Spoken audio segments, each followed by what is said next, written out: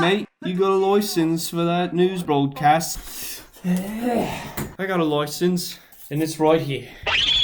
Welcome to the Schmen Report. I'm Adam McLean.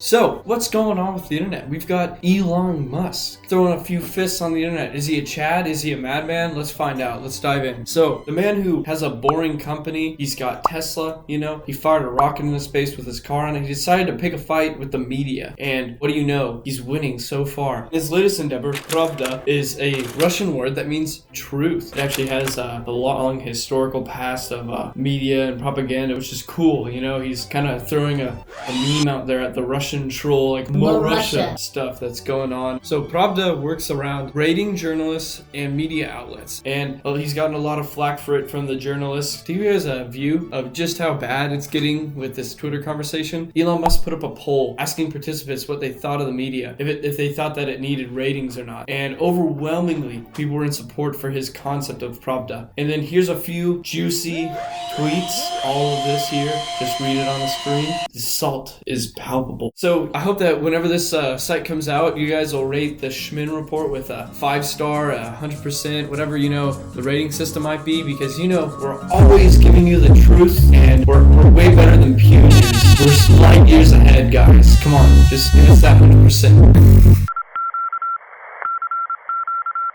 There's another mad person out on the loose right now. Roseanne. What's going on with Roseanne? Roseanne tweeted out the other day on a politician. Roseanne's tweets were directed at Valerie Jarrett, a politician who goes back to the Obama administration. And Roseanne believed that she was a mixture of the Muslim Brotherhood and Rise of the Planet of the Apes, or one of the Planet of the Apes movies. Now we have the Twitter outrage mob shifting its glance. It stopped ragdolling Elon Musk and shaking its head, like foaming at the mouth. And now it's pouncing on this. And because of these tweets and several others, she was fired. Then there's some more drama, similar to Roseanne, and this one revolves around Samantha Bee. After decades of ignoring the issue, Americans are finally paying attention.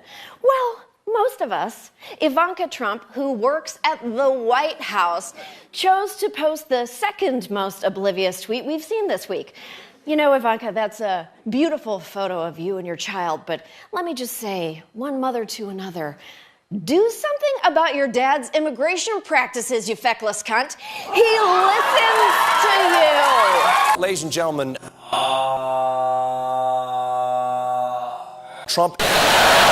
So Samantha Bee had called Ivanka Trump a feckless cunt. This has caused many people on the right to call for the cancellation or even firing of Samantha Bee from her show. This seems like the exact issue that many on the right had with the left wanting Roseanne canceled. So you're seeing a little bit of hypocrisy rise yet again during this new stage of online warfare. World War IV, I guess. Is this meme war like the second phase of the meme war? Or you decide down low. Tell me what you want to title this. But let's move on to the next topic. Yet another cultural figure who has been embroiled in Twitter controversy.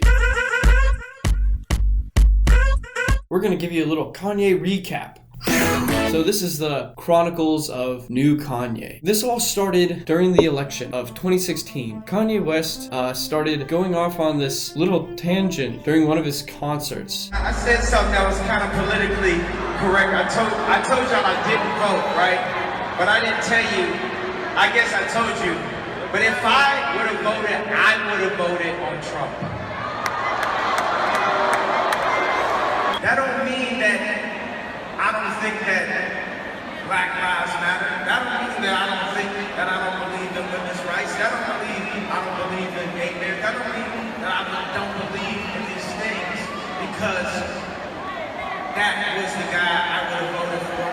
And he checked himself into a mental institution. Kim Kardashian was a wreck. Their daughter, what's going on? She says, where is Papa? Papa Pablo's gone. He's checked in or he's checked out, whichever way you want to look at it. But later on, Kanye came back. He surfaced up. And what is he wearing? He's wearing a MAGA hat. What type of neo-Nazi stuff is this? He's a black skinhead. And then in the most recent issue, one that kind of shocked a lot of the people who were hopping on the new Kanye bandwagon on the right wing was... You hear about slavery for 400 years?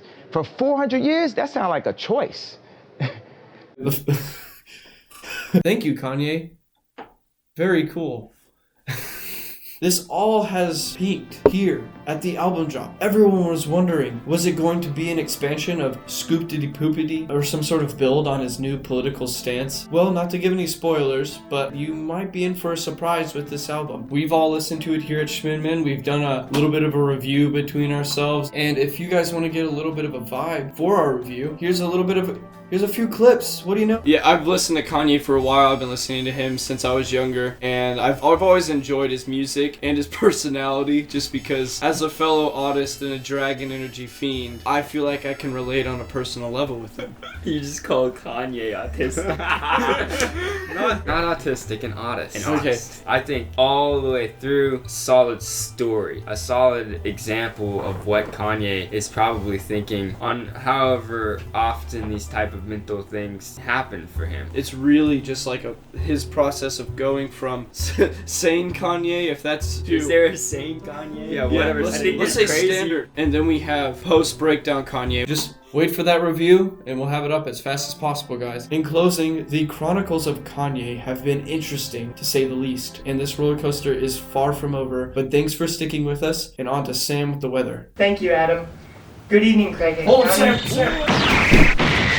Breaking news, guys. Breaking news. This is insane. You'll never guess what's happening right now. The bean markets are skyrocketing. Wall Street can't explain it. Scientists can't explain. I'm not lying to you. Look at these numbers, people. So we have all the way back here, the beginning of the bean market, and then the great historical low of the great bean famine of 1920. We all know how that was. And then El Trumpo was elected. Another high. But then all of a sudden it dropped until one boy was eating beans in a movie theater when an African-American teenager behind him had said, "This nigga eating beans." Historical high. I'm not lying to you people. Look at the numbers don't lie. This is now, this was then. Beans are the currency of the future. They will power our cars. They will power everything. Buy. Buy now. Buy your beans. Enjoy them. And we'll see you next time on the Schmenaissance Report. Thank you, Sam. I'm sorry. Return to the weather.